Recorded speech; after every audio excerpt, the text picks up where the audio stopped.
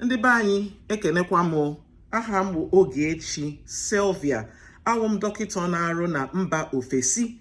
Taa wụ 16th November, anyị na-ekwu okwu maka kansa pancreas.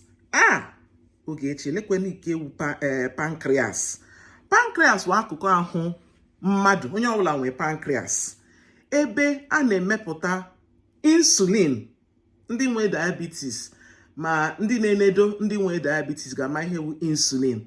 So pancreas bụ akụkụ ahụ na-emepụta insulin. So ka m were onyonyo ji anyị ihe wu pancreas. Ka anyị si na ihe awụ mmadụ, ihe awụ n'ime afọ mmadụ. Enwere ndị na-akpọ pancreas imeju, mana ndị mmadụ na-akpọ ihe niile nọ n'ime afọ imeju. So ọ na-adị mma ka anyị mara ebe ọ nọ, because anyị ga-aghọtakwanụ the symptoms. Now, negodi afọ mmadụ, ewere mma kpọwasị onye a, were mma kpọwasị ya, mepee ya n'ime afọ. Nne liver, nke a wụ liver. Nke a na-acha orange wụ afọ, nke a wụ eriri afọ. Ịhụna ihe a dịka akwụkwọ nri, anyị si na ọ dịka akwụkwọ nri.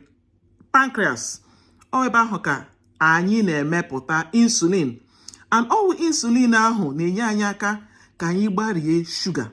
So mmadụ rie nri, ihe ọbụla nri, ebe a n'ime pancreas ka a ga-emepụta the insulin, ya enye ka gbarie da shuga, ka mmadụ ghara inwe gịnị, diabetes. So onye na-adịghị emepụta insulin ga-adị at risk of inwe diabetes. So kedu ihe na-ebute cancer of the pancreas? N'ụbọchị a wụ ụbọchị anyị na-ekwu okwu maka cancer pancreas. Anyị na-eyi purple, purple color. So eyi m akwa purple, na-akwakwa akwa with eriri na-acha purple. Now, kedu ihe na-ebute kedu ihe mmadụ ga-ahụ n'ahụ ya na-ajụ onwe ya, ihe a ọ dịkwa ka cancer of the pancreas? Nke mbụ bụ mmadụ ga na-enwe mgbu, afọ ga na-egbu ya n'elu afọ ya. Ọ ga na-emetụkwa ya n'azụ, dịka ewe ihe dịka mma na-asụnye ya n'azụ. Ọ na-enye ya nsogbu kwa ụbọchị. Ọ na-aṅụkwa ma paracetamol, ma mgbochi ya. Onye ahụ aka na-enwe pain. Onye ahụ nwere ike ịhụ na ọ gaa ihu otu a, mgbe ahụ nwere ike ịkwụsịtụ, but ọ gaghị akwụsịchacha. Onye ahụ ga na-enwekwa mgbe ahụ. Ihe ọzọ onye ahụ ga-enwe wụ, ọ ga-ahụ na ahụ ya ga na-achazi ọlaedo, maọwa anya ya, maọwa ọnụ ya. Onye ahụ rikwa nri, ọ dịzị ka nri ahụ ada agbada ọfụma. Ọ nọrọ ebe ahụ na-enye ya nsogbu. Enwe ndị na-akpọ ya indigestion. Ha gaa toilet jee nyụọ nsị ha na-achazi yelo, na-achazi ka ọlaedo. Enwe ndị ga-awụ ha hụkwa ọbara n'ime nsị ha. Ihe ọzọ ndị mmadụ ga-ahụ, ha ga na-ata arụ. Ha dị emekwa exercise, mana ha na-ata arụ, ezigbote arụ. Ahụ ebido kọwa ha ọkọ nke ukwuu. Kedu ihe na-ebute this pancreatic cancer? Ọnwụ na mmadụ na-aṅụ oke mmanya na-aba n'anya, alcohol na-emerụ the pancreas ahụ. And pancreas emerụrụ ahụ too much nwee ike inweta cancer. Ihe ọzọ wụ oke ihe a na-ese, ọ na-emebisi pancreas. Enwe family history of pancreatic cancer. Ọ na mmadụ achọpụtago na maybe nne ya ma nna ya ma nne ya ma nna okwu ya nweburu cancer. Onye ahụ nwere ike inwekwa pancreatic cancer.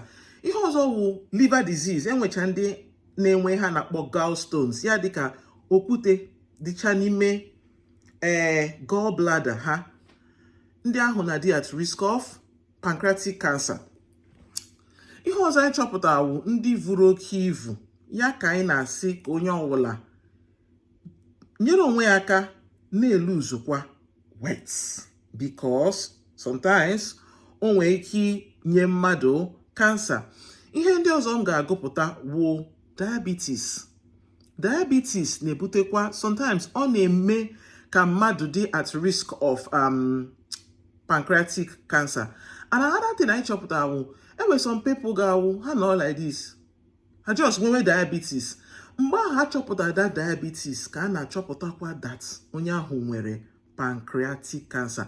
Ana m agụpụta ihe a from akwụkwọ a na-akpọ Cancer Research UK. Na mba ofesi a na-eme ọtụtụ research. Ya wụ ha bịa na-achọ na-asị mmadụ ole nwere kansa, ịma ka ihe butere ya, na-eme research, na-edepụta ya ka ndị mmadụ marakwa. So ekwugo m ihe wụ pancreas, akọwatago m anyị ebe ọ nọ n'ahụ mmadụ. Ịchọpụta na ị nwee any of those symptoms, ekwugo m ya, afọ na-egbu gị mgbu kwa ụbọchị, na-egbukwa gị n'azụ gị, ị na-eri nri ọ na-agbada ọfụma, ike ọgwụgwụ, nsị gị a na-achazi ọlaedo ọlaedo, ahụ gị a na-acha ọlaedo, ma anya gị, ma mmadụ just nwee nnọọ diabetes just like that, ike ọgwụgwụ, agbọ gbọọla mmadụ a na-agbọ, and ịma ebe ihe ndị a niile si, ịṅụchala ma paracetamol ma mix mag ma liver salt ọ da-agbada, biko jee hụkwa dọkịta, because pancreatic cancer wụkwa anyị na-akpọkwa ya silent killer. Ndị mmadụ ga-anọ like this, ha ma mmakwa before ịma ihe na-eme kansa ahụ agazie onye ahụ ahụ ya niile, ama nwekwa ike ịgwọ ya. Kansa ọbụla achọpụtara early, enwedịrị ọtụtụ ndị kansa achọpụtara early, agaje mee operation wepụ ya, mara ka a ga-esi gwọọ ya mgbe ahụ ọ ka dị obere. Biko enwe ajụjụ ọbụla unu chọrọ ịjụ, detuo ya na comment section ka anyị na-ekwu na-aga. Ndewo ndị be anyị.